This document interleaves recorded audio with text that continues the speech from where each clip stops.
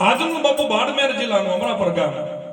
કોઈ એમ કહેતા કે લખમોજી માળી કોહ હાંકતા હતા અને કોહ ભાંગ્યો અને એની માથે મંડાણ છે એ બધું આવી ગયું અને લખમોજી માળીએ ત્યારે આ ભજન બનાવ્યું. પણ એના ભજનના અક્ષરો છે ને શબ્દ જો તો બેલીડાની સંગે રે બજારોમાં અમે માલતા.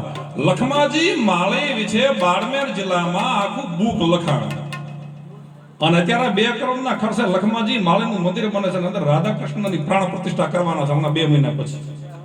હમણાં ત્યાં ગયો અને મને બુક આપી, બાપુ સૌરાષ્ટ્રમાં તમારું બધું આવું જ હાલે છે,